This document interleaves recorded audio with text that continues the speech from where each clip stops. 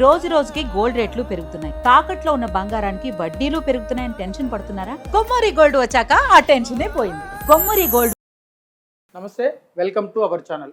Sir, Narsipatnam sub జైల్లో ఉన్న అభినయ్ పైన దాడి జరిగిందన్న వార్తలు వినిపిస్తున్నాయి. నిజానికి జైల్లో దాడులు చేయాల్సిన అవసరం ఉందంటారా? ఎవరు దాడులు చేస్తుంటారు, ఎందుకు చేస్తుంటారు? ఒక సామెత ఉంది మామూలుగా, నాయన పులి వచ్చి అంటే 2 సార్లు వాడు అబద్ధం చెప్తే మూడోసారి నిజంగానే జరుగుతుంది, పులి వస్తుంది, అప్పుడు ఎవరు రారు. ఈ అభినయ్ది కూడా ఇదే పరిస్థితి. అభినయ్ మీద దాడి జరిగిందని విపరీతంగా డ్రామా చేశారు, అందరూ నమ్మారు కూడా. ఎందుకంటే అక్కడున్న ఏజెన్సీ ఏరియాలో ఆ కాంటెక్స్ట్ ఉంది కూడా. ఏజెన్సీ ఏరియాలో క్రిస్టియన్ కన్వర్ట్ చేశారు ట్రైబల్స్ని. దాన్ని మళ్ళీ గర్వాపసి పేరుతో హిందూ సంఘాలు ఆ కన్వర్ట్ అయిన క్రిస్టియన్స్ని మళ్ళీ వెనక్కి తీసుకొచ్చే కార్యక్రమం వాళ్ళు మొదలుపెట్టారు. దాదాపు ఈ మధ్యకాలంలోనే 375 మంది గిరిజన కుటుంబాలని మళ్ళీ హిందువులకి దీంట్లోకి తీసుకొచ్చారు. ఆ క్రమంలో ఒక 5 టెంపుల్స్ను కూడా ప్రాణప్రతిష్ఠ అంతా కూడా చేశారు. సో ఈ కాంటెక్స్ట్ ఉంది కాబట్టి అక్కడ అతని మీద ఏమన్నా దాడి చేసే అవకాశం ఉందా అని అనుకున్నారు. పైగా ఇతను పాదయాత్ర చేస్తున్నాడు, తర్వాత అక్కడ లోకల్ ఇష్యూస్ మీద కూడా మాట్లాడుతున్నాడు. గత 10 రోజుల నుంచి కూడా అతనికి బెదిరింపు కాల్స్ వస్తున్నాయని చెప్పారు. కాబట్టి ఇదంతా ఒక గ్రౌండ్ అక్కడ రెడీగా ఉంది, దాడి చేసే అట్మాస్ఫియర్ ఉంది. కాబట్టి కరెక్ట్గా ఇతని మీద దాడి జరిగింది. ఆ పొదలు అవన్నీ కూడా కొంత బాగానే చేసింది జనాల్ని అమర్చడానికి. అంటే అతను స్వయంగా నటుడు, 3 సినిమాల్లో యాక్ట్ కూడా చేశాడు కాబట్టి బాగానే రతిగట్టించాడు, అందరూ నమ్మారు. కానీ పోలీసులు ఎంటర్ అయినాక పోలీసులు ఇన్వెస్టిగేషన్లో ఈజీగా బయటకు వచ్చేసింది. ఇతను ఆడియోలు, ఇతను అసలు దాడి ఎలా చేయాలి ఏంటి, బీర్ బాటిల్ తెచ్చుకోవడం, వర్షం పడితే బాగుంటుంది, ఇంకా అక్కడ జనం కూడా ఎవరు ఉండరు, ఇవన్నీ ఏ ప్లేస్లో అయితే బాగుంటుంది, ఇవన్నీ బయటకు వచ్చేసాయి, ప్రూఫ్స్ బయటకు వచ్చేసాయి. దాంతో అతను ఏం డ్రామా ఆడాలనుకున్నా కుదరలేదు. రెండవది డాక్టర్లు ఇప్పుడు అతను నమ్మించడం కోసమేమో కొద్ది కోసుకున్నాడు కూడా. కానీ డాక్టర్లకు తెలిసిపోతుంది కదా ఏ కైండ్ ఆఫ్ గాయాలు అంటే. అటాకింగ్ వూండ్స్ వేరే ఉంటాయి, కోసుకోవడం ఉన్న వూండ్స్ వేరే ఉంటాయి. ఇప్పుడు అటాక్గా బీర్ బాటిల్ తెగితే కోయిరు కదా, వాళ్ళు మెల్లగా కోయిరు కదా, పొడుస్తారు. పొడిచినప్పుడు ఆ గాయాలు వేరే ఉంటాయి. సో అనుభవజ్ఞులైన డాక్టర్లకి అవి తెలిసిపోతాయి.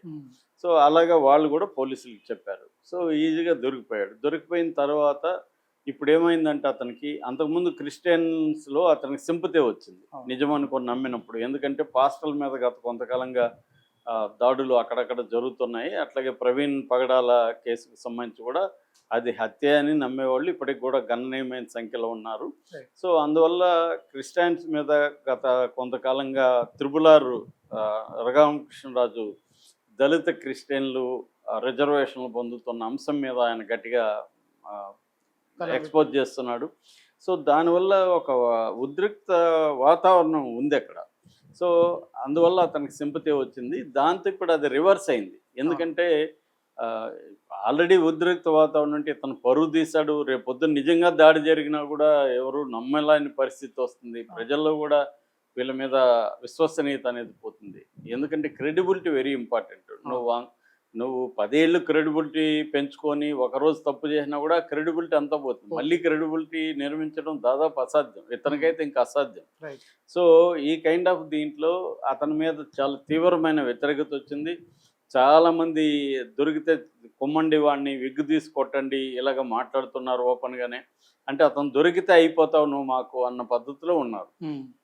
ఇప్పుడు ఏమైందంటే ఎప్పుడైతే ఇతను ఫేక్ అటెంప్ట్ చేసుకొని తను తాను గాయపరుచుకున్నట్టుగా డ్రామా ఆడాడు, ఇప్పుడు ఆ డ్రామా వల్లనే అతని మీద నిజమైన దాడి జరిగిందని చెప్తున్నారు జైల్లో. సో అంటే ఒక ఫేక్ డ్రామా నిజమైపోయింది. సో ఇప్పుడు ఇంకా ఖైదీలు కొట్టారనే వార్త బయటకు వచ్చింది. మామూలుగా నర్సీపట్నం మ్యాజిస్ట్రేట్ రోహిత్ ఆయన ఇతనికి, ఈ అభినయ్కి 14 రోజులు రిమాండ్ విధించారు. ఎందుకంటే ఇది గూడెం కొత్తవీధి పోలీస్ స్టేషన్ పరిధిలో జరిగింది. గూడెం కొత్తవీధి పోలీస్ స్టేషను మొండిగడ్డ పంచాయతీ నీరుతోటపాలెంలో జరిగింది ఈ సంఘటన. అతను కూడా నీరుతోటపాలెంలో గత కొంతకాలంగా ఉంటున్నాడని చెప్తున్నారు. గిరిజనులంతా కూడా అతను బాగా ఆప్యాయంగా చూసుకుంటున్నారు, అతనికి వసతి మిగతా అన్నీ కూడా వాళ్ళు ప్రొవైడ్ చేశారు. ఈ దాడి జరిగినప్పుడు, అంటే ఫేక్ దాడి జరిగినప్పుడు కూడా మనం చూస్తే ఆ వీడియోలు అక్కడున్న ఆదివాసీలందరూ పాపం కన్నీళ్లు పెట్టుకుంటున్నారు, గట్టిగా ఏడుస్తున్నారు.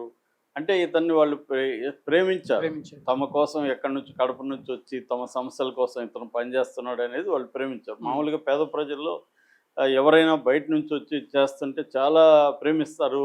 తమ తిన్నా తినకపోయినా అతనికి పెట్టాలనుకుంటారు. అలాంటి ఒక ఇది ఉంటుంది. అది ఇతనికి నిజానికి రేర్. దాన్ని ఇతను చెడగొట్టుకున్నాడు. సో ఇప్పుడు ఏంటంటే అతనికి అనేక విషయాలు కూడా బయటకు వచ్చాయి. ఇతను 3 పెళ్ళిళ్ళు చేసుకున్నాడని ఇంతకుముందు ప్రకాష్ నగర్లో 2011లో మే 19వ తేదీన ఒక అమ్మాయిని పెళ్లి చేసుకున్నాడు. ఆ తర్వాత వాళ్ళు 1,00,000 కట్నం బంగారు కూడా ఇచ్చారు ఇతనికి. దాని తర్వాత ఆ అమ్మాయికి హైదరాబాద్లో జాబ్ వస్తే హైదరాబాద్ వచ్చారు. ఆ జాబుకు సంబంధించి ఆ డబ్బులంతా ఇతనే కాజేశాడు. ఆ అమ్మాయి జీతం, దాంతోపాటు అమ్మాయి పేరుతో లోన్లు తీసుకొని కూడా ఇతను దర్జాగా ఖర్చు పెట్టుకోవడం మొదలుపెట్టాడు. దాని తర్వాత విజయవాడలో ఒక మహిళను ఈ ముందు బారికి తెలియకుండా పెళ్లి చేసుకున్నాడు. మళ్ళీ విజయనగరంలో సీక్రెట్గా ఒక అమ్మాయితో అఫేర్ పెట్టుకొని ఆ అమ్మాయిని పెళ్లి చేసుకున్నాడు. సో ఇక్కడ ఈ మొదటి అమ్మాయి కడపలో కేసులు పెట్టింది. 498A గృహహింస కింద కేసు పెట్టింది. అలాగే విజయనగరంలో కూడా ఇతని మీద క్రిమినల్ కేసులు నమోదైనాయి. ఇవన్నీ కూడా ఇప్పుడు బయటకు వచ్చాయి. అంటే 3 పెళ్ళిళ్ళు చేసుకున్నాడు, ఒకరికి తెలియకుండా ఒకరిని. దానికి సంబంధించి ఆల్రెడీ క్రిమినల్ కేసులు ఉన్నాయి. అంటే ముందు నుంచి కూడా ఇతను ఒక లగ్జరీ లైఫ్కి ఇంకో దానికి అలవాటు అయిపోయి ఎంత డబ్బులైనా సరిపోలేదు. ఇప్పుడు కూడా దాడి చేయించుకోవడానికి ప్రధాన కారణం ఏంటంటే అతను ఏదో పాపులర్ అవ్వాలని చాలామంది అన్నారు. అది కాదు అసలు విషయం. అంటే డబ్బుల కోసమే. డబ్బులు లేదు, నా మీద దాడి జరిగిందంటే సింపతి వచ్చి క్రిస్టియన్లు చాలామంది నాకు డబ్బులు ఇస్తారు అనేది. గతంలో కూడా అతను డబ్బులు ఇవ్వండి అని చెప్పి పార్టీ కూడా పెట్టాడు. భరోసా అని political party and change people's future అని LPF అని 2 పెట్టాడు. LPF ఏమో ఆర్గనైజేషను, భరోసా అనేది పొలిటికల్ పార్టీ. ఇక్కడ కూడా జూబ్లీ హిల్స్ బై ఎలక్షన్లో కూడా తను కంటెస్ట్ చేయడానికి ట్రై చేశాడు. నామినేషన్ వేస్తే ఆ నామినేషన్ చెల్లలేదు, అందుకని అక్కడ పోటీ చేయలేదు.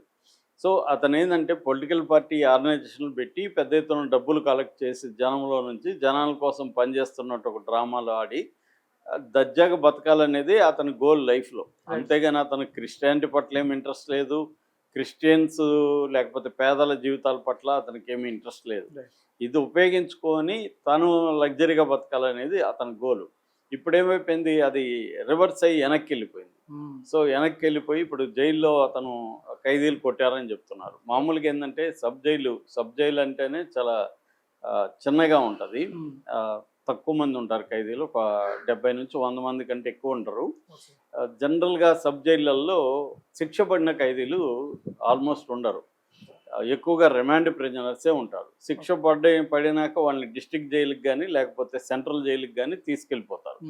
సో ఎక్కువగా సబ్ జైల్లో ఉండేవాళ్ళు లోకల్స్ ఉంటారు, శిక్ష పడిన వాళ్ళు ఉంటారు. ఇప్పుడు నర్సీపట్నం ఏరియాలో సో వాళ్ళలో కొంతమంది ఇతని పట్ల ఆల్రెడీ సబ్ జైల్లో తెలిసిపోతాయి విషయాలంతా. ఏది బయట ఏం జరుగుతుందో అవన్నీ కొంత సీనియర్ ఖైదీలు ఉంటారు అనుకోడా, 1 year 2 yearsగా ఉండే సీనియర్ ఖైదీలు ఉంటారు. వాళ్ళకి అన్ని విషయాలు తెలుస్తూ ఉంటాయి. అలాగా ఇదంతా ముందే తెలిసిందని. రెండోది వార్డర్లు కూడా ఇతని పట్ల కోపంగా ఉన్నారని. సో ఇతను రాగానే ఒక రౌండ్ చూసుకోండి అని ఖైదీలకు వీళ్ళే చెప్పారని. సో ఖైదీలు ఫస్ట్ డేనే అటాక్ చేశారని చెప్తున్నారు. కానీ న్యూస్ బయటికి రాలేదు. మామూలుగా చాలాసార్లు జైళ్ళల్లో అటాక్లు, చాలాసార్లు చనిపోయిన సంఘటనలు కూడా ఉన్నాయి. మనకి మామూలుగా కస్టోడియల్ డెత్స్ అంటారు. కస్టోడియల్ డెత్స్ 2 రకాలుగా ఉంటాయి. ఒకటి పోలీస్ స్టేషన్లో జరిగేవి, 2 జైళ్ళల్లో జరిగేవి. ఎక్కువగా జరిగేవి జైళ్ళల్లోనే జరుగుతాయి మర్డర్స్. మన పరిటాల రవి హత్య కేసులో కూడా చూసాం. ఆ హత్యలో పాల్గొన్న మొద్దుసీన్ లాంటి వాళ్ళందరూ మిస్టీరియస్గా జైళ్ళలో చనిపోయారు. మొద్దుసీని వాడేవాడు డ్రంబెల్స్తో కొట్టి చంపేశాడు. ఆ కొట్టి చంపినవాడు మళ్ళీ మెడికల్ గ్రౌండ్స్లో వాడు చనిపోయాడు. ఇలాగ చాలామంది చనిపోయారు అనమాట. జైళ్ళల్లో చాలామంది చనిపోతుంటారు మిస్టీరియస్గా. ఒక్కొక్కసారి కిటికీకి టవల్ కట్టి ఊరేసుకున్నాడని కూడా బయటకు వస్తుంటాయి వార్తలు. సో అలాగా కొట్టడం కూడా జరుగుతుంది. మామూలుగా ఖైదీలు ఏంటంటే కొట్టడానికి పెద్ద కారణంలా. ఆ మధ్య మా ఫ్రెండ్ ఒక డొమెస్టిక్ వైలెన్స్ కేసులో జైలుకి వెళ్తే అక్కడ ఇతను journalist, senior journalist come knowledgeable, కానీ అక్కడ ఖైదీ ఇమ్రాన్ అని అట్లా మురుసు చూస్తున్నావు ఏంట్రా అని కొట్టాడు. సో ఇతను ఏడుస్తూ కూర్చోవాలని పరిస్థితి ఏర్పడింది. ఎందుకంటే జైల్లో ప్రొటెక్షన్ ఏమి ఉండదు. ఎవరికి చెప్పుకోవాలి, వార్డర్లకు చెప్పుకోవాలి. వార్డర్ నువ్వేం చేయకుండా ఎందుకు కొడతాడరా అని వాడు ఇంకో 2 దెబ్బలు వేస్తాడు. సో అక్కడ బయటికి చెప్పలేరు. ఒక్కొక్కసారి మేజిస్ట్రేట్లు విజిట్ చేస్తూ ఉంటారు ఖైదీల్ని. విజిట్ చేసి అడుగుతారు మీకు ఎలా ఉందని. అక్కడ కానీ ఏమన్నా కంప్లైంట్ ఇస్తే ఆయన నెలగానే చెత్తకొడతారు వాడిని. సో అక్కడ కంప్లైంట్లు ఇవ్వలేని పరిస్థితి.